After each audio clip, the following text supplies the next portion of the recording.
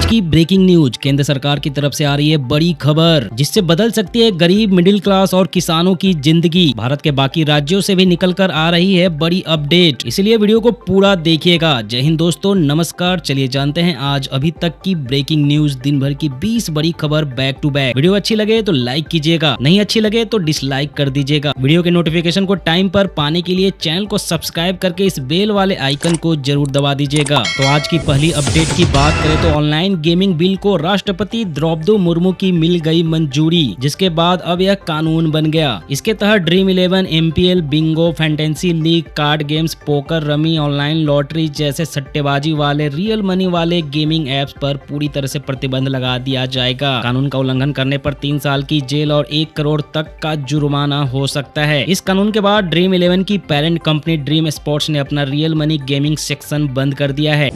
और अगली बड़ी खबर की बात करें तो प्रधानमंत्री नरेंद्र मोदी ने बिहार के गया जी में 13,000 करोड़ की विकास परियोजनाओं का उद्घाटन और शिलान्यास किया। इस दौरान पीएम मोदी ने ममता सरकार पर निशाना साधते हुए कहा कि पश्चिम बंगाल को सच्चे परिवर्तन की जरूरत है। पीएम की रैली में आरजेडी के 2 विधायक विभा देवी और प्रकाश वीर मंच पर नजर आए। प्रकाश वीर ने कहा कि वह पीएम के काम से काफी प्रभावित है और उन्हें किसी भी कार्रवाई का डर नहीं है। इन विधायकों के एनडीए में शामिल होने की अटकलें लगाई जा रही है। रिपोर्ट्स के अनुसार बॉलीवुड अभिनेता गोविंदा की पत्नी सुनीता आहूजा ने बांद्रा फैमिली कोर्ट में तलाक की अर्जी दायर की है। उन्होंने पति पर धोखा देने, विवाहोत्तर संबंध, क्रूरता और परित्याग के आरोप लगाए हैं। खबरों के मुताबिक कोर्ट ने गोविंदा को 25 मई को तलब किया था, लेकिन वो उपस्थित नहीं हुए। हालांकि गोविंदा के मैनेजर ने अमर उजाला से बातचीत में इन खबरों को निराधार बताया और कहा कि दोनों तलाक नहीं ले रहे हैं। और अगली अपडेट की बात करें तो गाजा में अकाल की हो गई घोषणा। जी हाँ दोस्तों, संयुक्त राष्ट्र अमेरिका ने गाजा में आधिकारिक तौर पर अकाल की घोषणा कर दी है। यूएन की रिपोर्ट के मुताबिक इजराइल हमास संघर्ष ने गाजा को भूखमरी की ओर ढकेल दिया है और करीब 5 लाख लोग अकाल जैसी स्थिति का सामना कर रहे हैं। आईपीसी के अनुसार 5 साल से कम उम्र के 1,32,000 बच्चे गंभीर कुपोषण के शिकार हैं। हालांकि इजराइल ने यूएन रिपोर्ट को खारिज करते हुए इसे झूठ पर आधारित और पक्षपातपूर्ण बताया है।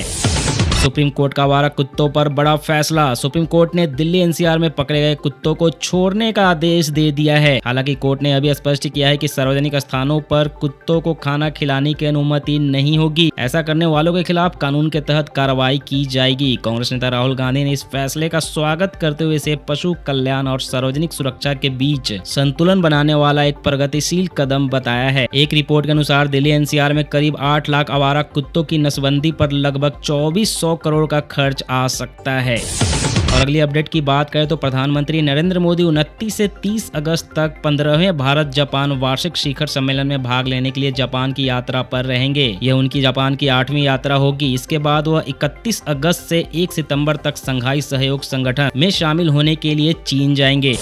दिल्ली से एक बड़ी अपडेट निकल कर आ रही है। संसद भवन की सुरक्षा में हो गई चूक। एक अज्ञात शख्स पैर के सहारे दीवार फांदकर संसद भवन के अंदर घुस गया। रिपोर्ट के मुताबिक वह गरुड़ द्वार तक पहुंच गया था, लेकिन सुरक्षा बलों ने उसे हिरासत में ले लिया है। मुंबई से जोधपुर जा रही एयर इंडिया की फ्लाइट में तकनीकी खराबी के कारण टेक ऑफ से पहले ही रोकना पड़ा। इस घटना के बाद डीजीसीए ने एयर इंडिया को 29 उल्लंघनों के लिए 4 कारण बताओ नोटिस जारी किया है। झारखंड से एक बड़ी अपडेट निकल कर आ रही है। झारखंड सरकार ने घोषणा किया है कि अगले शैक्षणिक वर्ष से कक्षा 1 से 12 तक के सरकारी स्कूलों के पाठ्यक्रम में दिवंगत पूर्व मुख्यमंत्री शिबू सोरेन की जीवनी को शामिल किया जाएगा। यह प्रस्ताव एनसीईआरटी की मंजूरी के लिए भेजा जाएगा। पीएम आवास योजना के तहत पीएम मोदी ने बिहार में 16,000 से अधिक परिवारों को नए घर सौंपे। उन्होंने बताया कि देश भर में पीएम आवास योजना के तहत अब तक 4 करोड़ से ज्यादा और बिहार में 31 लाख घर बनाए गए हैं। उन्होंने यह भी कहा कि यह योजना तब तक जारी रहेगी जब तक हर जरूरतमंद को पक्का घर नहीं मिल जाता। इंश्योरेंस से एक बड़ी अपडेट निकल कर आ रही है। इंश्योरेंस सेक्टर से एक बड़ी अपडेट निकल कर आ रही है। Insurance regulatory and development authority यानी IRDAI ने हेल्थ इंश्योरेंस के प्रीमियम में सालाना वृद्धि को सीमित करने पर विचार कर रहा है। वर्तमान में कंपनी अपनी मर्जी से प्रीमियम बढ़ा देती है, जिससे ग्राहकों को परेशानी होती है। प्रधानमंत्री मोदी ने कोलकाता में 3 नए मेट्रो रूट्स का किया उद्घाटन। इससे कोलकाता में कुल 13.6 किलोमीटर मेट्रो कनेक्टिविटी जुड़ गई है।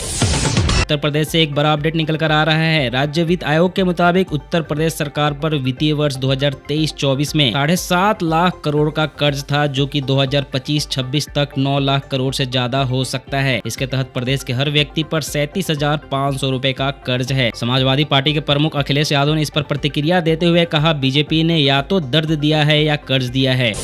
और अगली अपडेट की बात करें तो ध्रुव राठी ने लॉन्च किया AI सुपर ऐप। जी हाँ दोस्तों, ध्रुव राठी और टैंगो मैंगो के फाउंडर्स ने मिलकर भारत का पहला AI super app AI Festa launch किया है। इसकी शुरुआती कीमत 999 रुपए प्रति माह होगी, जो अन्य प्लेटफॉर्म की तुलना में आधे से भी कम है।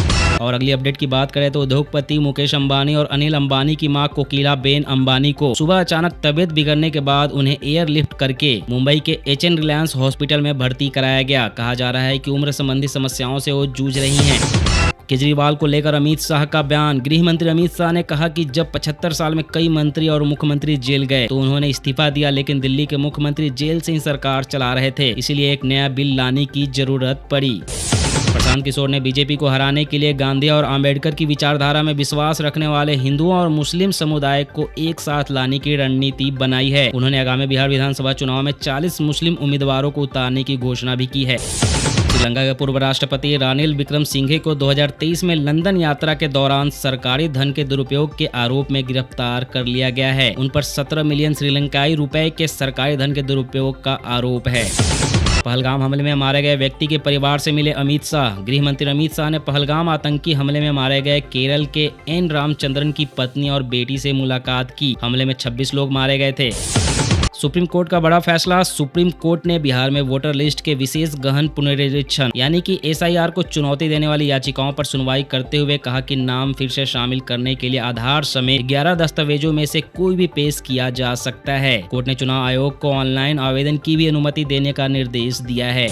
तेजस्वी यादव और आतिशी बिग बॉस 19 में हो सकते हैं। सूत्रों के मुताबिक सलमान खान के शो बिग बॉस 19 में नेताओं की भी एंट्री हो सकती है। लालू यादव के बेटे तेज प्रताप यादव और दिल्ली की पूर्व मुख्यमंत्री आतिशी मार्लेना के शो में नजर आने की खबरें हैं। हालांकि अभी तक कोई आधिकारिक घोषणा नहीं हुई है।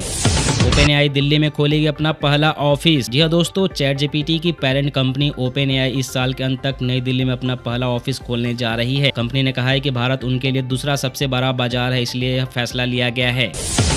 भारत में टिकटॉक की वापसी की अटकलें। 5 साल से बैन चीनी सोशल मीडिया प्लेटफॉर्म टिकटॉक की भारत में वापसी की अटकलें लगाई जा रही है। हाल ही में कुछ यूजर्स मोबाइल और डेस्कटॉप पर टिकटॉक की आधिकारिक वेबसाइट को एक्सेस कर पाए हैं। हालांकि ऐप अभी भी ऐप स्टोर पर उपलब्ध नहीं है। हालांकि सरकार ने इस बात से साफ इनकार कर दिया है कि टिकटॉक की बैन हटा दी गई है। टिकटॉक अभी भी बैन ही है। तो दोस्तों, अभी के बुलेटिन में बस इतना ही। मिलते हैं अगले वीडियो में देश दुनिया से जुड़ी ऐसे ही लेटेस्ट न्यूज अपडेट के साथ। वीडियो को लाइक कर दीजिएगा, क्योंकि बहुत मेहनत से वीडियो बनाकर आप तक पहुंचाता हूं। आपके वीडियो लाइक करने से आपका कुछ नहीं जाएगा, लेकिन हमें मोटिवेशन मिलेगा। चैनल को सब्सक्राइब करके बेल नोटिफिकेशन दबा लीजिएगा, ताकि जब मैं अगली वीडियो अपलोड करूं तो आपको नोटिफिकेशन टाइम पर मिल सके। जय हिंद दोस्तों, अपना ख्याल रखिएगा।